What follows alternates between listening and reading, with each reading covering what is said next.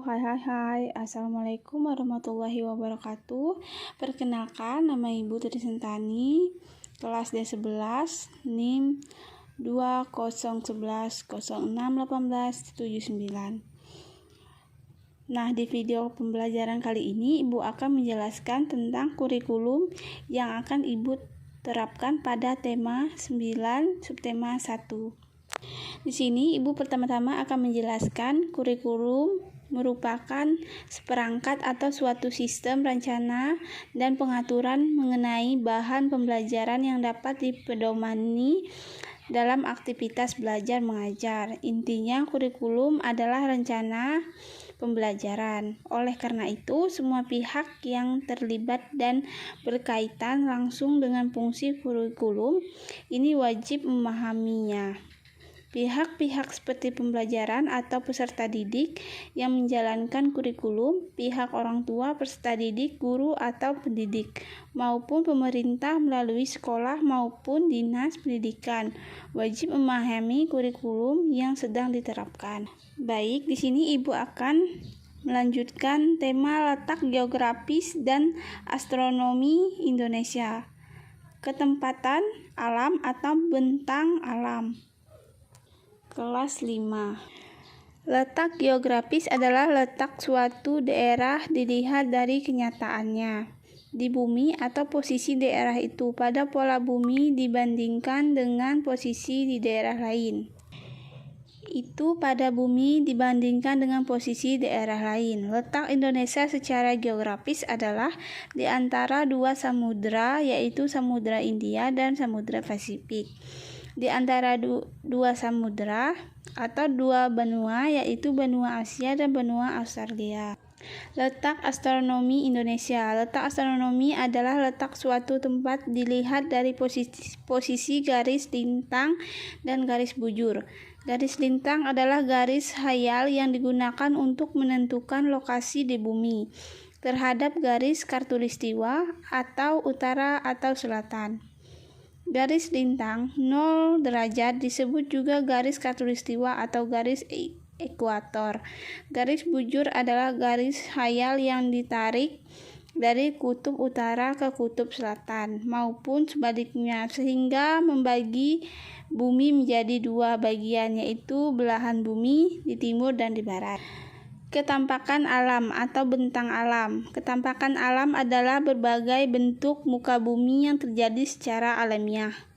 Ketampakan alam menjadi dua, ketampakan alam wilayah perairan dan yang kedua ketampakan alam wilayah daratan. Ketampakan alam wilayah daratan. Daratan rendah. Ciri-ciri yang pertama, hamparan luas tanah dengan tingkat ketinggian relatif rendah atau sampai dengan 200 meter di atas permukaan laut. Yang kedua, hamparan yang luas dan relatif dataran yang berlawanan dengan dataran tinggi. Ketampakan alam wilayah daratan. Dataran tinggi. Ciri-ciri dataran tinggi memiliki ketinggian lebih dari 400 meter di atas permukaan laut. Ketampakan alam wilayah daratan. Gunung. Ciri-ciri udaranya dingin, bertebing, banyak berbatuan. Jika gunung masih aktif, biasanya menghasilkan ledakan. Ketampakan alam wilayah daratan. Pegunungan. Ciri-ciri secara umum ketinggiannya di atas 500 meter di atas permukaan laut. Hewan di pergunungan sejuk. Topografi bergelombang. Aktivitas masyarakat di wilayah ini umumnya perkebunan. Ketampakan alam wilayah daratan. Pantai. Ciri-ciri cuaca yang panas, terdapat hamparan pasir atau karang sebagai tempat wisata. Ketampakan alam wilayah perairan. Teluk. Ciri-ciri terbentuk di kawasan pinggir laut yang mempunyai susunan bebatuan keras dan batuan lembut yang selang-seling sebagai pusat pelancongan dan rekreasi atau kawasan tanjung. Kawasan teluk didirikan perkampungan nelayan dan pelabuhan perikanan. Ketampakan alam wilayah perairan. Salat. Ciri-ciri menjorok ke arah daratan, dibatas oleh daratan pada sisi-sisinya, terletak di antara dua permukaan daratan. Laut sempit yang menghubungkan antara dua pulau. Ketampakan alam wilayah perairan laut. Ciri-ciri: adanya terumbu karang bagi ikan-ikan, mempunyai variasi suhu, yakni perbedaan suhu antara bagian permukaan laut dengan bagian dalam atau kedalaman air laut.